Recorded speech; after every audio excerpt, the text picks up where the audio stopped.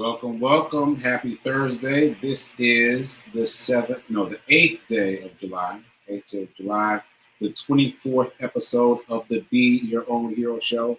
I'm your host, Sekou Wrights. Hero is an acronym. It means helping everyone reach optimism. Thanks for being here. So, I'm going to get right into it. As you know, I've been rocking with themes. So, the theme for Thursday is Throwback Thursday. Throwback Thursday is very popular on social media. And my question of the day is, are you stuck on almost? Are you stuck on almost? Now, that said, I had a story that I planned to tell today, but this other story has been really just present with me today. So I'm going to go out on a limb and tell the new story, which is not the story that I planned to tell. So we're going to figure it out together. So for those of you that don't know, I sometimes write about cars. I test drive and write about cars. So just like you might read a review of a TV show or a refrigerator or a TV, someone has to review the item and write that review. So I do that for cars. So in this particular situation, I was tasked to write a review of Supercar Life.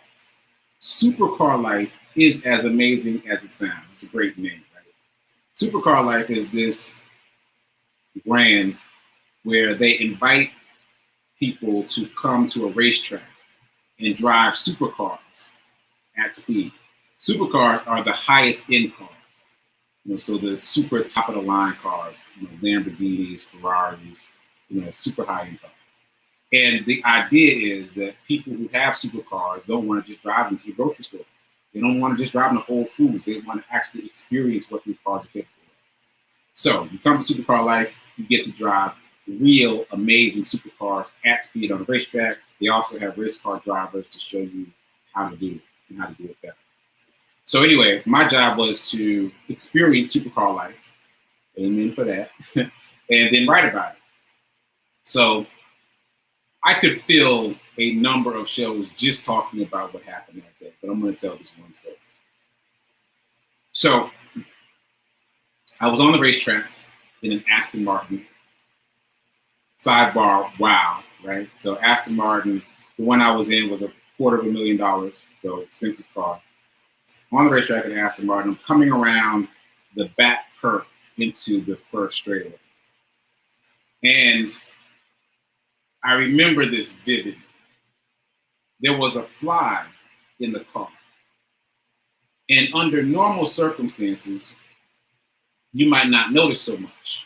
Like if you're just driving to Whole Foods in your regular car, you might not know so much. But at high speed, high velocity, high intensity, the fly and its sound really caught my attention. So I remember it just zipped right across my field of view. And I just glanced at it for a second and registered, oh, there's a fly, and then looked back up.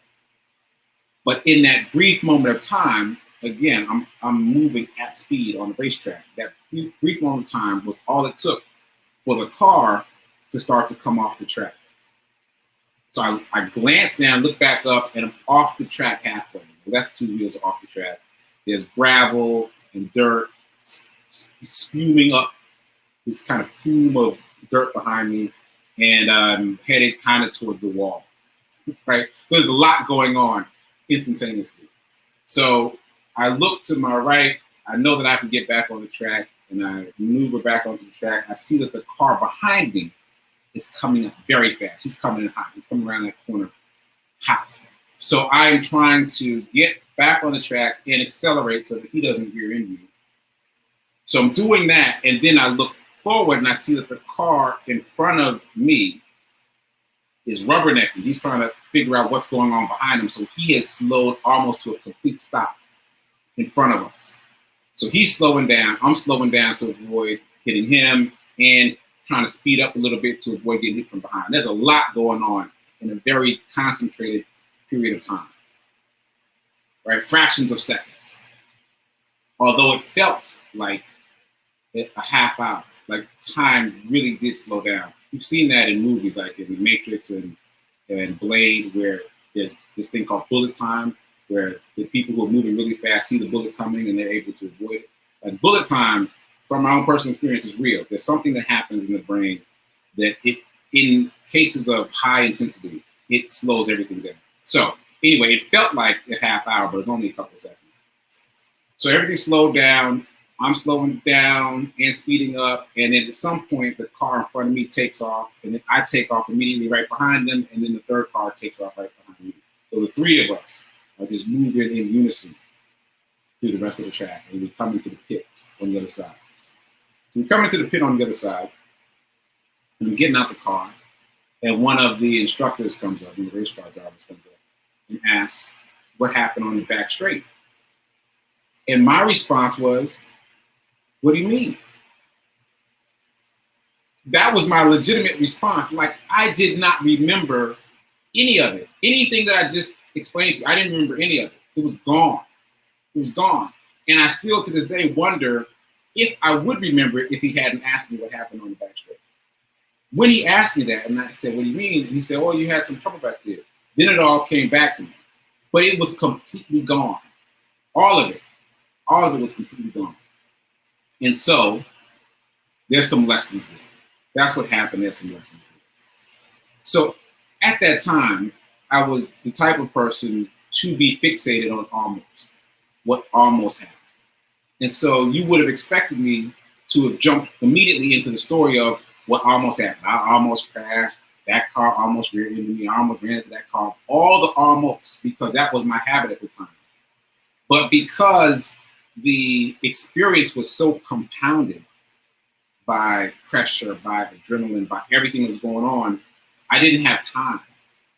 I literally didn't have time in the moment to worry about who left the door open to let the fly in. Why is this person coming in so hot behind me? Why is this person hitting the brakes? I didn't have time to worry about any of that. And by the time I got back onto the pit, my brain had flushed it. So the lesson that I learned then that I did not apply till years later, is that your brain wants to forget those almost negatives. If you leave it to its own devices, it will forget. It will just flush it completely out of your system. I literally did not remember until the man asked me about it. But what we do is we keep recycling it. We keep recycling the almost negative thing that happened. That's what we do. We regurgitate it. That's a negative word, but that's what we do. We just keep on regurgitating that same almost story. I almost got hit. I almost crashed into the wall. We keep focusing on the negative, the almost negative, instead of the actual positive, right? Because what actually happened is nothing happened, right? Some things almost happened, but nothing negative happened. But we spend our time focusing on the almost negative instead of the actual positive. So that is a lesson that I learned in that very heightened situation that it has taken me a long time to embody, because what you're doing is practicing the wrong thing. I'm going to read you something from 30-Day Mental Diet. I'll get the author in a second. So, at what are you succeeding? You are accomplishing something at all times. Whether you like it or not, the result is for you to determine. I'm going to read that again. You are accomplishing something at all times. Whether or not you like the result is for you to determine. If your experiences are unfavorable, perhaps it is time to start to succeed in something different, something more to your liking. For the most part, people seem to spend their time and effort in achieving those things which they don't want, right? And so when you're focusing on the almost negative, you've developed the habit. You are succeeding at the habit of focusing on the negative, as opposed to focusing on the positive. And your mind will just follow you. It'll say, yes, you want to focus on the negative? Cool. Let's talk about everything that could have happened. Right? Let's make it bigger and more dramatic and more, I don't know, what more viral, right? Because when you talk about negative things, it becomes viral. You tell somebody, they want to tell somebody else, it becomes viral. That's always the way with negativity, which is why even when you don't watch the news, you find out what's going on, because the news is generally negative and people will just tell you, right? It's viral.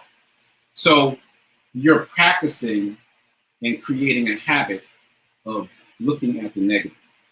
And what you want to do is the opposite. You want to practice being grateful for the actual positive instead of thinking about the almost negative.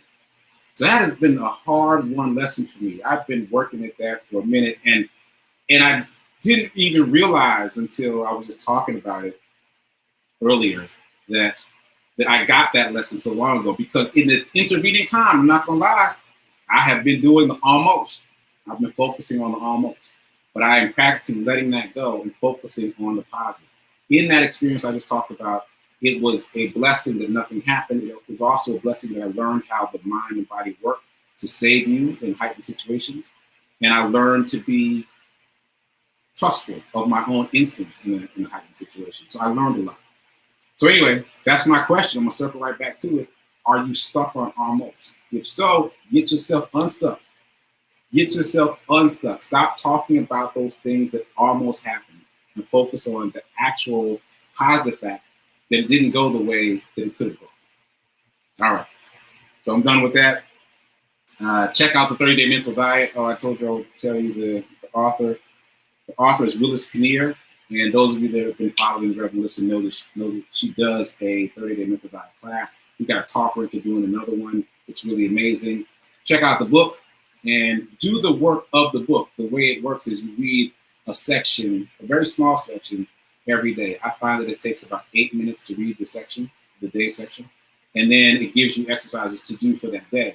And if you do it every day for 30 days, you will find that your thinking has shifted. Very much like my 30-day challenge. I didn't even plan that. Look at that. So very much like my 30-day challenge, if you do it consecutively, if you exercise consecutively, you will find things going on inside you that's hard to explain, but connections will be made and you'll get some learnings, and you will discover that you're capable of more than you think you're capable of. So maybe do both of them together. Get the 30-day mental diet and do it as you also do 30 days of consecutive exercise. That's a challenge. She's going to take that challenge. Hit me up. Let me know if you decide to do it. Anyway, so let me do the hero news after this commercial break.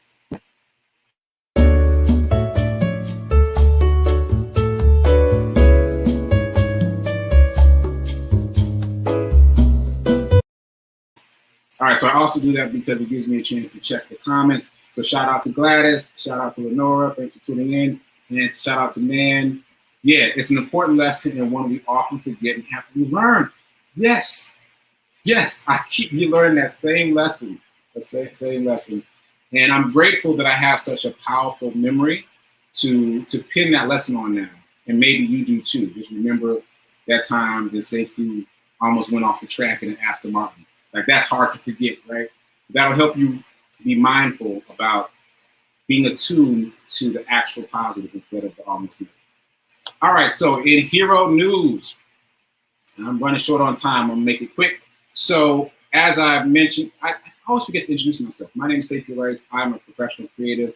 I'm an author. I'm a journalist. I'm a filmmaker. I make jewelry. I do a lot of different things. And I am the creator of the Hero Ministry.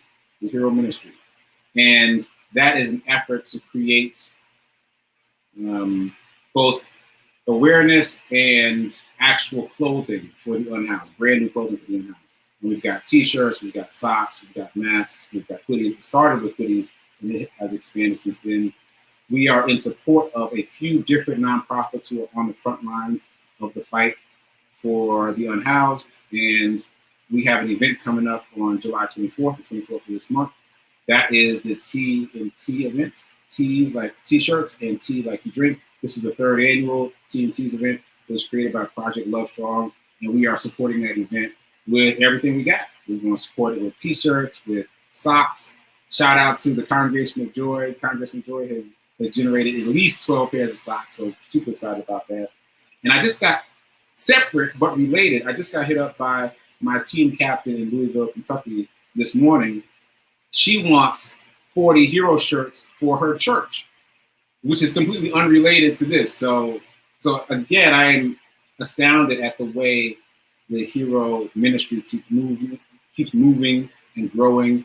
And even the fact that she wants it for her church helps me use the word ministry, because I've been a little bit weird about that word because I'm not a reverend, but I mean, the work is the ministry. So thanks for supporting the Hero Ministry. If you're looking for the website, it's just giveherohoodies.com. I will update that soon to be more inclusive of all the various things that the Hero Ministry has become, because it's much bigger than Buddhism. So anyway, tune back in at 9:30 Central, 10:30 Eastern to see Rev Melissa do her Sit with Rev Melissa show. I will be producing that show, and I'll probably be popping in to say something about the sermon. All right, so until then, keep doing, be a hero. Most important, be your own hero, and remember that now is better than perfect.